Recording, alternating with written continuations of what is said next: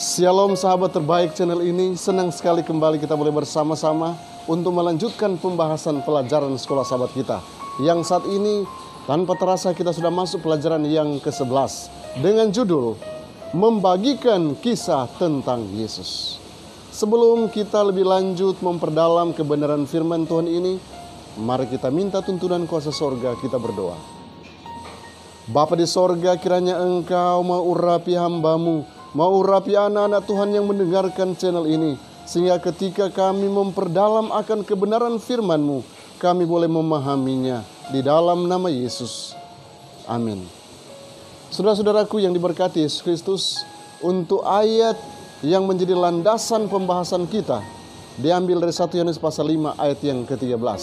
Ini adalah ayat hafalan kita sepanjang sepekan. Firman Tuhan berkata seperti ini. Semuanya itu kutuliskan kepada kamu, supaya kamu yang percaya kepada nama Anak Allah tahu bahwa kamu memiliki hidup yang kekal. Saudara-saudaraku, sebagai anak-anak Tuhan, kita memiliki tanggung jawab yang besar untuk membagikan kebenaran ini. Kita memiliki kebenaran yang luar biasa untuk dibagikan, yaitu kasih karunia Tuhan yang tersedia untuk semua orang. Tidak hanya untuk beberapa orang yang terpilih saja, tetapi Injil ini adalah untuk semua orang. Keselamatan adalah untuk semua orang. Pengampunan, belas kasihan, kemurahan hati, dan kasih karunia adalah untuk semua orang. Karena itu, mari kita ringkaskan pelajaran sekolah sahabat kita, yang kiranya ini boleh memberikan kekuatan iman bagi kita bersama. Pelajaran yang pertama yang akan kita bahas ialah Yesus, dasar kesaksian kita. Oke, mari kita lihat. Efesus pasal 2 ayat yang kelima berkata, telah menghidupkan kita bersama-sama dengan Kristus, sekalipun kita telah mati oleh kesalahan-kesalahan kita, oleh kasih karunia kamu diselamatkan. Sebelum Yesus, Anda buka Efesus pasal 2 ayat 1 sampai yang ketiga, dan Efesus 2 ayat yang keempat sampai yang ke-10. Itu setelah Yesus. Kita akan coba bandingkan bagaimana anak-anak Tuhan sebelum Yesus dan setelah Yesus. Di dalam Efesus 2 ayat 1 sampai yang ketiga, sebelum Yesus kita mati dalam dosa-dosa kita. Tapi setelah Yesus kita hidup di dalam Kristus. Ketika kita mengikut jalan dunia, maka setelah kita bersama-sama dengan Yesus, kita akan mendapatkan tempat duduk surgawi. Kita mungkin dibawa kendali iblis sebelum kita bersama-sama dengan Yesus. Tapi setelah kita bersama-sama dengan Yesus, kita diselamatkan oleh iman. Kita mungkin tidak menurut, tapi setelah kita menerima Yesus, kita menikmati kekayaan, kemuliaan kasih karunia-Nya. Kita sebelum Yesus mungkin melakukan akan kehendak diri kita sendiri. Tapi setelah kita menerima Yesus, kita melakukan perbuatan-perbuatan Yesus. Oleh karena Yesus sudah menyelamatkan kita terlebih dahulu. Kita mungkin adalah anak-anak murka menurut Efesus pasal 2 ayat 1 sampai 3. Tapi setelah kita menerima Yesus, kita adalah anak-anak Tuhan yang dijadikan Tuhan secara khusus. Luar biasa saudaraku. Kita sudah diselamatkan oleh Yesus sendiri. Dan inilah dasar kesaksian kita. Yang kita saksikan hanyalah Yesus dan Yesus saja. Kemudian poin yang kedua, yaitu kuasa yang mengubahkan dari kesaksian pribadi. 1 Yohanes pasal 4 ayat yang ke-11 berkata, saudara-saudaraku yang kekasih, jikalau Allah sedemikian mengasihi kita, maka haruslah kita juga saling mengasihi. Saudara, orang-orang di Samaria menolak untuk menerima Yesus dan para muridnya. Yakobus dan Yohanes diliputi dengan amarah dan meminta izin untuk menghancurkan desa dengan api surgawi, seperti yang dilakukan oleh Elia dengan beberapa tentara yang tidak sopan. Namun saudaraku, pada akhirnya hubungan mereka dengan Yesus mengubah perasaan dan pikiran mereka. Yakobus kehilangan nyawanya karena membagikan Yesus kepada orang lain. Kisah pasal 12 ayat 1 sampai yang kedua. Injil dan surat-surat Yohanes penuh tentang kesaksian, kasih kepada Tuhan dan kepada sesama. Ini adalah kekuatan transformasi Yesus yang bekerja di dalam diri kita. Sungguh luar biasa saudara-saudaraku. Tatkala Yesus bekerja, ada transformasi yang terjadi di dalam diri kita. Seperti Yakobus dan Yohanes. Tadinya mereka marah terhadap orang-orang Samaria oleh karena tidak mau menerima Yesus. Tetapi pada akhirnya kehidupan yang berubah menjadikan mereka anak-anak Tuhan yang sungguh luar biasa. Mereka rela mati oleh karena Injil. Saudaraku, inilah kuasa yang bisa mengubahkan. Dan ketika saudara bersaksi secara pribadi, akan ada perubahan yang terjadi di dalam diri Anda.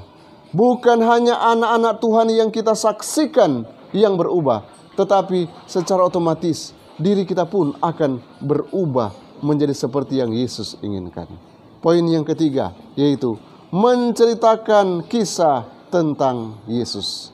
Matius 8 ayat yang ke-28 berkata, setibanya di seberang, yaitu di daerah orang Gadara, datanglah dari pekuburan 2 orang yang kerasukan setan menemui Yesus. Mereka sangat berbahaya. Saudara, tidak ada yang dapat melewati daerah itu, di daerah Gadara, tanpa diserang oleh orang-orang yang kerasukan iblis ini, yang sangat-sangat berbahaya. Yesus dan murid-muridnya mendarat di Gadara ini. Namun saudaraku, kehidupan orang-orang yang kerasukan setan ini berubah secara drastis setelah bertemu dengan Yesus. Mereka dipulihkan secara fisik, mental, emosional, dan spiritual. Kemudian Yesus meminta mereka untuk membagikan kisah mereka kepada semua orang yang ada di wilayah itu. Mereka memiliki cerita untuk diceritakan karena kuasa Kristus telah mengubah hidup mereka. Mereka dapat membagikan kesaksian pribadi mereka dan mendorong orang lain untuk membiarkan Yesus mengubah hidup mereka. Saudara, sungguh luar biasa. Yang tadinya ditakuti, tetapi ketika bertemu dengan Yesus, mereka diubahkan. Ketika mereka diubahkan, mereka merelakan diri mereka untuk membagikan kisah tentang Yesus. Saudaraku, adakah tantangan yang sama kita bisa terima? Ketika kita menerima Yesus, kita berjumpa dengan Yesus, kita berubah. Dan kita menjadi anak-anak Tuhan yang siap menyaksikan tentang Yesus. Inilah tantangan yang terbesar yang perlu kita terima sebagai anak-anak Tuhan. Orang-orang yang ada di Gadara, yang ditakuti oleh karena kerasukan, mereka melihat Yesus dan mereka menerima Yesus. Mereka berubah dan mereka menjadi saksi tentang Yesus. Saya percaya kita akan jadi anak Tuhan yang berubah dan siap menyaksikan tentang Yesus. Oke, kita masuk pada pelajaran selanjutnya, yaitu bersaksi dengan jaminan.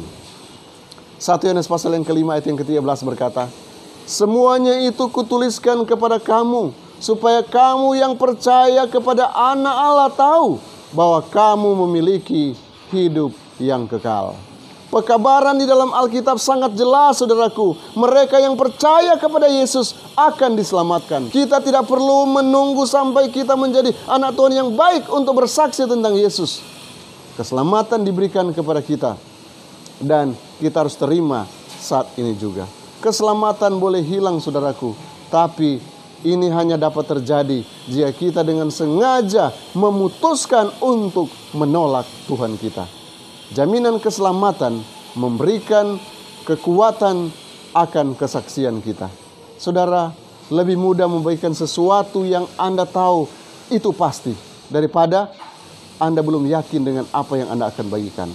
Selalu kita cari kesempatan untuk mendorong orang lain untuk menerima akan anugerah hidup yang kekal ini. Saudaraku, Tuhan berikan jaminan kepada saya dan saudara. Ketika kita menerima anugerah ilahi ini untuk bersaksi bagi Dia, mari kita juga bersaksi karena ada jaminan yang Tuhan berikan. Bahkan dalam Matius pasal 28 ayat yang terakhir, Dia katakan bahwa Dia akan berikan kita kuasa untuk kita mampu bersaksi bagi Dia. Kemudian poin selanjutnya yaitu sesuatu yang layak untuk diselamatkan. Roma pasal 12 ayat yang pertama berkata, "Karena itu saudara-saudara, demi kemurahan Allah aku menasihatkan kamu, supaya kamu mempersembahkan tubuhmu sebagai persembahan yang hidup, yang kudus, yang berkenan kepada Allah. Itu adalah ibadahmu yang sejati." Apa ibadah kita yang sejati? Persembahkan tubuh kita sebagai persembahan yang hidup. Yesus, Dia menjadikan kita anak-anaknya. Jadi jelas saudaraku, ketika kita dilayakkan oleh Tuhan, kita dijadikan anak. Luar biasa. Bukan hanya sampai di situ, tapi Dia berikan kita hidup. Dia berikan kita kedamaian. Apalagi? Dia juga berikan kita hikmat. Dia berikan kita sesuatu yang patut dibanggakan, yaitu kebenaran. Kita tidak memiliki kebenaran apa-apa saudaraku, tapi kita memiliki kebenaran yang dihisapkan oleh Yesus kepada saya dan saudara. Kemudian Dia juga menguduskan kita oleh karena Dia sudah menebus kita. Karena itu Yesus meminta kita untuk memberikan segalanya kepadanya. Tapi apa yang telah Dia berikan kepada kita, Dia berikan itu secara cuma-cuma. Kita harus menyadari saudaraku, bahwa segala sesuatu yang telah dibuat oleh Kristus bagi kita, itu adalah oleh karena cintanya kepada saya dan saudara. Tanggapan alami kita haruslah memberikan segala-galanya di dalam pengorbanan. Tidak perlu kita pikirkan biayanya, tidak perlu kita pikirkan apa yang harus kita korbankan, karena Dia sudah memberikan kita keajaibannya. Dia mau melakukannya untuk kita dan mau terus melakukannya untuk saya dan saudara. Karena itu Dia layak untuk kita saksikan. Di mana saja kita berada, kita saksikan tentang Dia. Kemudian saudaraku, di dalam komentar Ellen G. White, Sons and Daughter of God, 6 Maret, dia katakan, kita harus menjadi saksi bagi Kristus. Dan kita akan menjadi seperti ini ketika kita bertumbuh setiap hari menjadi pria dan wanita yang unggul di dalam Kristus. Bertumbuh lebih dan lebih seperti Dia setiap hari. Kemudian kita akan memperoleh kekuatan untuk mengungkapkan kasih kita kepadanya dalam ucapan yang lebih tinggi dan lebih murni. Dan pemikiran kita akan lebih luas dan lebih dalam. Dan penilaian kita menjadi lebih kuat serta dapat dipercaya. Sementara kesaksian kita akan memiliki lebih banyak kehidupan dan kepastian. Saudaraku, saya percaya kita akan menjadi saksi-saksi yang hidup. Kita akan membagikan semua apa yang kita sudah lihat dari Yesus.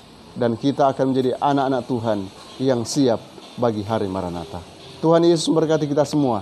Dan biarlah kita siap membagikan pekabaran tentang Yesus kepada siapa saja, bahkan di mana saja, oleh karena Dia memberikan jaminan yang sungguh indah kepada kita semua. Ada kekuatan yang akan kita dapatkan ketika kita mau bersaksi bagi Dia. Tuhan Yesus memberkati kita semua. Mari kita tunduk kepala, kita berdoa. Bapa, kiranya Engkau akan meteraikan kebenaran firman yang sudah kami terima. Dan biarlah pekabaran ini boleh kami aplikasikan dalam kehidupan nyata. Kami siap bersaksi tentang Engkau Yesus dimanapun kami berada. Tolonglah kami agar kami boleh memahami lebih dalam. Dan kami akan siap sedia membagikan Yesus kepada sesama kami.